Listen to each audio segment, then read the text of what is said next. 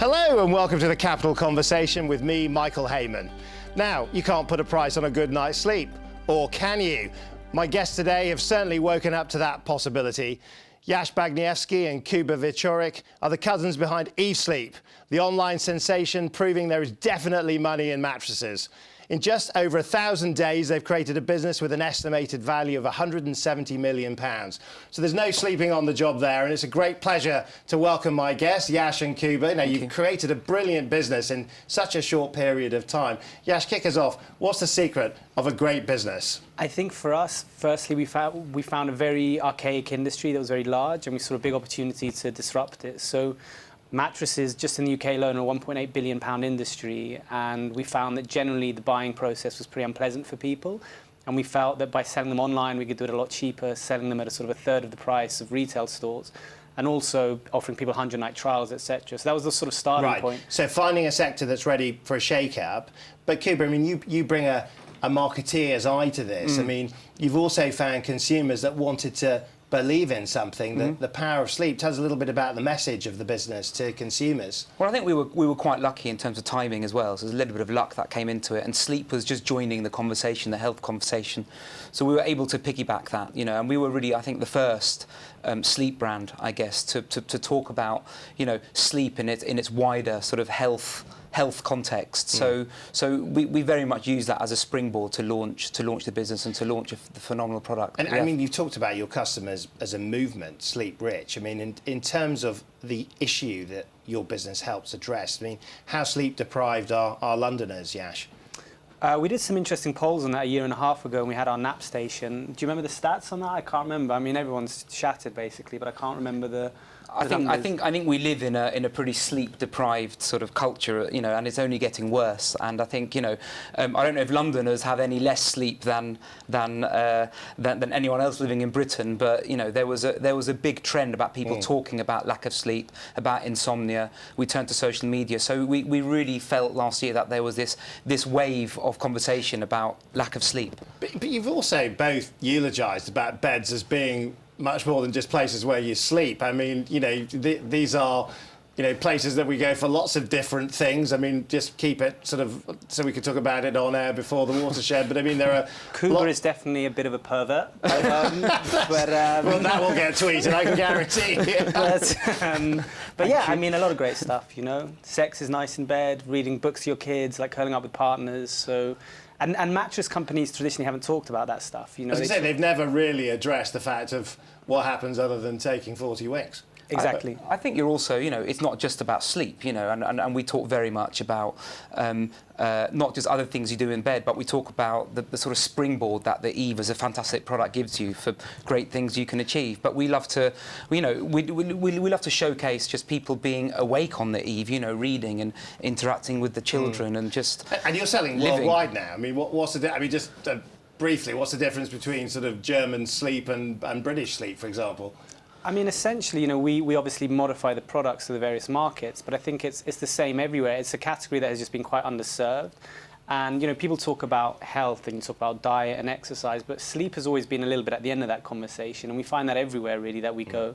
There's a huge sort of, it resonates hugely, this idea. But do we like different beds around the world? Or? Yeah, slightly. It changes. Yeah. It changes from market to market. Right. Some people like a bit more bounce, some people like it a bit firmer. Different countries have very slight variations, but we try to keep the product as, I guess, as similar as possible. You know, a lot of years of R&D went into creating the Eve mattress, so we kind of, you know, we like to keep it as similar as possible, but we just tweak it. But you're just coming up to about 1,200 days in business. I mean, in the scheme of things, not a great amount of time at all. But take us right back. Take us up to the startup moment. What got you started? Well, we had started selling mattresses on Groupon, weirdly, like years and years ago, back in 2011. We put a Groupon deal live. And you were working for Groupon at the time? Well, I was one of the founders of a company called City Deal, which we sold to Groupon. And after the sale, I left, and Groupon were just starting to sell products. And at the time, they were looking for high-margin products that you could source locally, so we weren't stock issues. And we sort of came across the idea of mattresses with some friends of mine. We quite quickly put a deal live on Groupon and sold 6,000 on the first day, and it just the biggest ever Groupon deal, and it just kind of alerted us to the fact that this is a category that there was something there, you know. And then, but really, Eve started 3 years later in Kuba's mum's kitchen when he'd been doing our photo shoots for a long time. and had always been sort of saying you should build a brand, because our previous sort of Groupon business was very commoditized. And that's sort of, it was those discussions. It's a very recognisable brand, the yellow band, the whole thing around the bed. I mean, you've really worked on that side of it. But another element is that it does feel like a tech firm. I mean, is that by design? Is that part of the legacy of Groupon and Rocket Internet and so on? Yeah, I think so. I mean, my background obviously is very much internet, and I think Kuba is very much branding, and I think really Eve for us has been sort of a fusing of those two worlds, which are actually very different. I mean, the way we started and our sort of initial thoughts were very different, and then we sort of converged somewhere in the middle, which became Eve. And you work at Channel 4, Kuba? Yes, correct. And you were sort of, I mean, is that where you sort of to cut your cloth on the marketing side? Well, I mean, it started earlier because I worked for various advertising agencies, so my career started in the late 90s, and I worked for some of the big international ad agencies, J. Thompson, McCann Erickson, a place called Fallon. I did the whole tour of duty, and then I guess I ended I finished up my marketing brand career at Channel 4, where I was from 2011 up until I left Channel 4 to start Eve. And you were thinking about setting up your own agency? I was, yeah. So I was indeed. So what persuades you to sort of go from thinking about your own startup to actually sort of going into business with your own cousin? Well, we always actually, ever since we were young, we always said we would go into business together. I've always really sort of respected Yash's brain and his ideas. I mean, his looks are a little bit to be desired, but he has a fantastic brain. So I always knew I'd go into business with him. And when he called me, it was just too good an opportunity to resist, really. If you want to know what swung it, actually, it was the category, going back to your very first question. And, I worked on the Paralympics, the Superhumans campaign in 2012. And what I loved about that is it's taking something which no one cares about and making it super special and super interesting. And mattresses is the same for me. What's the sort of high and low points of working with a family relation, Yash? I mean, it's a lot of ups and downs.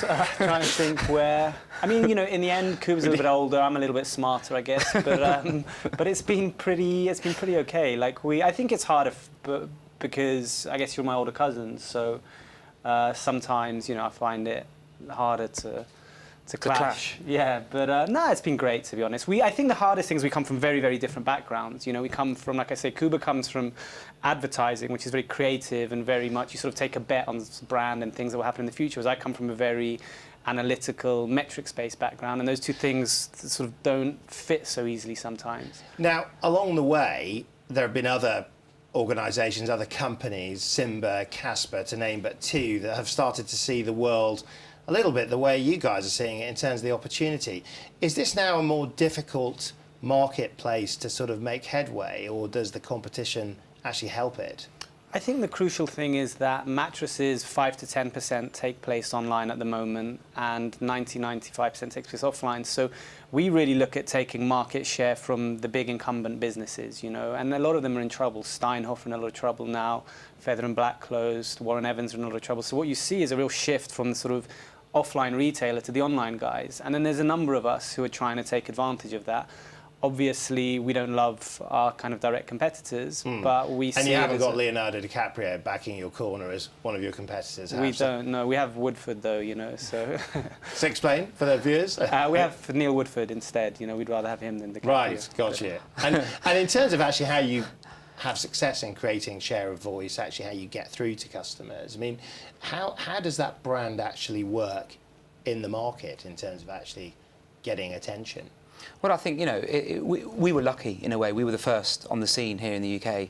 And when you're the first, it becomes easier. And we came with a completely new proposition, a completely new way to buy a mattress. So people's ears were already pricked up because we were coming to table with something completely new. And frankly, a far better way of buying a mattress than the old way of buying a mattress. Now that there's a number of people all saying the same thing, it becomes much more about how you can flex your brand, how you can make yourself relevant to consumers, how you can tap into conversations that are happening, whether that's around sleep or around the mattress itself. So it's about staying relevant and staying interesting. And in terms of how you continue that, actually how you maintain that relevance for consumers, do you have a sense of what that's going to take? I mean, you've arrived with a very big bang, but actually how do you keep interesting? Well, look, we're expanding our product range quite broadly. You know, I think that's one way that's really interesting. We enter into quite a lot of brand partnerships with interesting brands, people like Folk. So I think that's quite interesting. The clothing brand, right? Clothing brand. We do things like quite large-scale PR activations. So we have one coming up on the 29th of January in London. So I think you just have to continually be creative. And I think that's something that has lacked in our industry historically. And I think it's something where ultimately we're a very young, pretty creative team. And I think actually that for us has been easier versus the sort of incumbent businesses. And if I could take you back to starting again, one thing that you could change along the way in those 1,200 days, what would you do differently? With specifically connected with Eve? Yeah. I haven't really thought about that. I mean, it's a really good question. What would I do differently? Not much, really. I think we've made a few small mistakes, but I think generally we've absolutely set out to achieve what we said we would do at every stage. We're going to have to leave it there because we're going to have to cut straight to the break, but we're going to be back. And when we come back, I'd like to talk about going for growth, Eve's arrival on the AIM market, and whether these two founders are living indeed a very British dream. See you in a minute.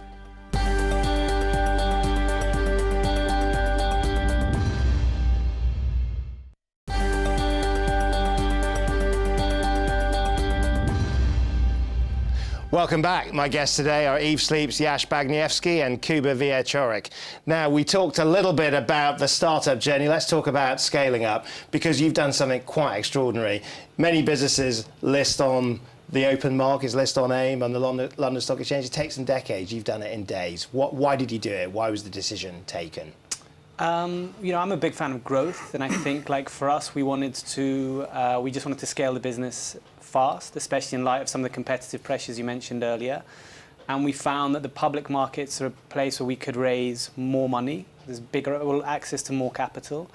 It gave us a lot of sort of profile, I think, as a business. Saying to people now that we're listed, I think for customers that's quite important. And I think it gave us a lot of press, and it just made everything much bigger, much faster. You know? It's tightened us up as a team and as an organisation as well, which I think is a good great thing. growth, and certainly in terms of the share price. I mean, what explains the recent surge in interest, do you think? I think when we listed, because we're generally growing very quickly, you know, when we listed, the numbers, the process really started at the beginning of last year, and we had done just under 12 million revenue that year, and the valuation that we got for some people seemed quite high based on the 12 million number. As we've sort of grown into that in this year, we grew very quickly, in 2017 rather, and I think people have got more comfortable and started investing more, and the business performance has been what we said, and I just think that gives investors a bit of comfort. You've described yourself as a Marmite stock, as in investors either really love or don't love the brand. What's the source of the Marmite? I think it's just, again, like any sort of fast-growing internet business, it's more volatile, you know, it's more risky, and I think so some investors really back that, and they love the fact that we're growing fast, and some look at the fact that we're still loss-making, and they focus on that. So I think it's just more polarizing, you know, and it has potentially much higher returns, but it's riskier. I think there are some who also invested early in us and took a punt on us early, Channel 4 being one of them, and I think we've proved those investors right, and for me that's an incredibly satisfying thing. Was that a very personal choice by Channel 4 in terms of backing one of its former people, or do you think they looked at it a bit more objectively than that? I think they probably looked at it a little bit more objectively. I'd like to think it was all because of me. I think if they knew you were involved, they might not have invested. Right? Oh, very good. But I think, you know, we were one of their early sort of equity investment. So I feel really proud of the fact that an employer that I still love to this day, I think Channel 4 is a great organisation, have invested in my company. Yes, I read something that you said to the Daily Telegraph, which I thought was really interesting. You said that maybe investors don't like my tattoos. I mean, in terms of, they definitely like the tats now. In terms of, are they getting used to new economy businesses, disruptors, people that do things differently? Do you think that things are really changing in terms of the entrepreneurial scene? Honestly, we don't care about that at all. I think in the end, people will invest if the business does well, you know, and I think that at the moment we're smashing it and we're really proud of the performance, and I think if we continue to do that, people will invest, and if we don't, they won't. So I think we're less corporate maybe than a lot of companies that have listed, but I think really the world is changing. I don't think anyone cares. But Kuba, you talked about it becoming, you know, it tightens you up as a business. Does it in some ways restrain you in any way? I mean, when you're doing all those analyst meetings and you're doing those road shows, I mean,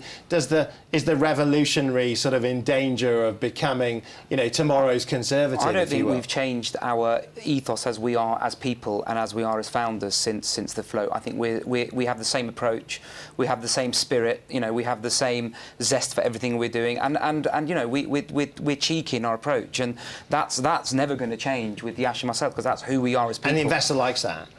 Well, that's what. Yeah, I mean, they've met us. You know, we do a roadshow. They buy into us as people as much as the business itself. So, a lot of what you've talked about in terms of the pitch has been that you're the GoPro, the fever tree of what you do, a single product sold brilliantly well. But a lot of what we hear now is about how you're going to diversify into the wider opportunities that the sleep market provides, from everything from clothing to bedwear, all those sort of bed linen. So how do you stay true to the original vision when you start to diversify? I think those are both quite interesting examples. I mean, GoPro do those little things you stick to your head and your chest and your arms, you know, that hold the camera, but in the end, they are about the camera. And I think all of those other products feed in or are extensions of the camera. And we think about the mattress in quite a similar way, although we see a huge amount of uptake on these other products. And although we get a lot of sort of demand and requests and like, when will you guys do this or that? We still, I think, have to be realistic that the mattress it's the most disruptive product we do, and it's the most interesting one in terms of giving people a good night's sleep. So, but I think it's an interesting balance for us. You know, it's like, how do you do a lot of other interesting stuff without losing your core focus? And even Fever Tree, I mean, now they're doing even Cokes, I think, and other flavours of tonics. So if they can do it, you can do it. Yeah, but I think you have to. I mean, Jas is right. I think you have to stay focused, and I think, you know, we're not going to start doing frying pans and I don't know, like rainproof coats and umbrellas. You know, we are a sleep company. You know, and we do everything which complements the mattress. The mattress is at our heart and our core. But a bed frame, a set of linen sheets, a duvet, everything is designed to work together and give you the perfect sleep. You get a lot of a sense of quite a stylised business, in the sense of you're very focused on what the best might be for Eve. Mm-hmm. You often talk about not being the biggest, but how far can you take this business in that quest to be best? I mean, I think, look, in terms of just like pure numbers, I mean, you're talking about a 6 billion category in mattresses, you're talking about a 26 billion category in sleep across Europe. In the UK, some of the biggest players, guys like Dreams and Silent Night, between them do close to £400 million revenue.